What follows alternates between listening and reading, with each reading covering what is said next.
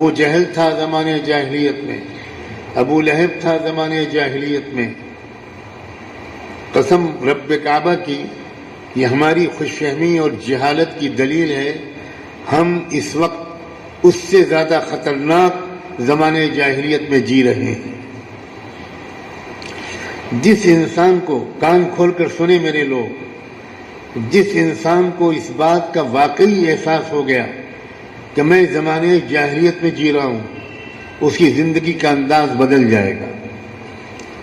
اس کی سب سے زیادہ فکر اس بات کی ہوگی، جنونی اعتبار سے وہ اس کے پیچھے دیوانوں کی طرح بھاگے گا کہ اگر یہ زمانے جاہلیت ہے تو مجھے اس زمانے جاہلیت کے مضر اثرات سے میں کیسے بچوں۔ سب چیزوں سے زیادہ اس کے اوپر یہ فکر سوار ہوگی۔ ذرا غور کیجئے کہ یہ زمانے جاہلیت ہے یا نہیں۔ جتنی چھوٹی بچیوں کی عزتیں اس وقت لوٹی جا رہی ہیں، اس بدنام زمانے جاہلیت میں بھی اتنی چھوٹی بچیوں کی عزت کوئی نہیں لوٹتا تھا۔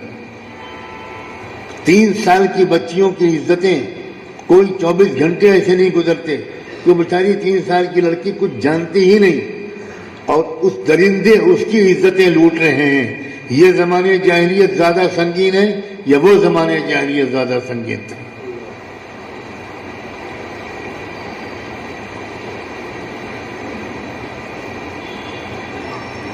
اس زمانے میں باپ اپنی بیٹی کو زندہ دفن کیا کرتا تھا، اس زمانے میں بیٹیاں اپنی ماؤں کو قتل کر کے ٹکڑے ٹکڑے کر کے بورے میں اپنے بوائے فرینڈ کو دیتی ہیں کہ دفن کر لاؤ اس بڈھی کو۔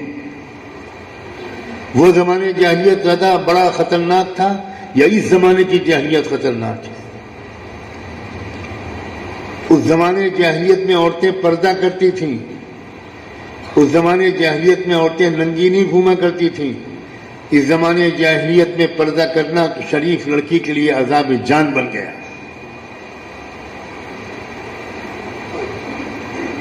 اس زمانے جاہلیت میں پردہ نشیں لڑکیاں زنا نہیں کرتی تھیں، اس زمانے میں برقع پوش لڑکیاں زنا کر رہی ہیں، ڈانس کر رہی ہیں، ہوٹلوں میں گاہکوں کے بستروں کو گرما رہی ہیں، اور آپ کے سنبل میں یہ ہو رہا ہے۔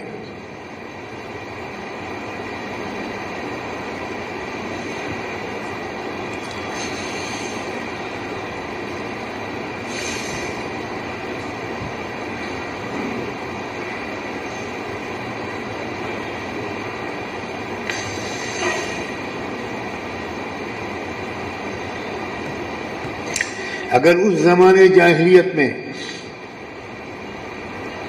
ایک وحدہ لا شریک خدا کا انکار کیا جا رہا تھا اور کروڑوں دیوی دیوتاؤں اور مورتیوں کو پوجا جا رہا تھا، تو اس زمانے جاہلیت میں نہ صرف یہ خود پوجا جا رہا ہے بلکہ ہر توحید والے کو مشرک بنانے کی سرکاری کوششیں کی جا رہی ہیں۔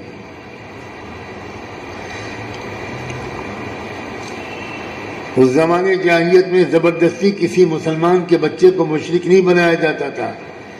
آج اسکولوں اور کالجوں میں ہمارے اور آپ کے بچوں اور بچیوں کو شرک پڑھایا اور سکھایا جا رہا ہے۔ زبردستی ان سے دیوی دیوتاؤں کی جے کار کے نعرے لگوائے جا رہے ہیں۔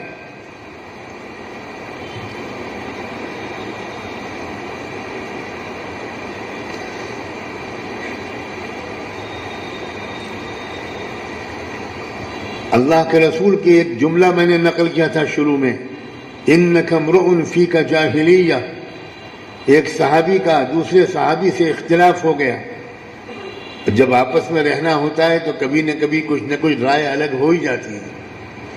اس اختلاف کے موقع پر ایک صحابی نے دوسرے صحابی کو کچھ ایسا نام دے دیا، کہیں کہ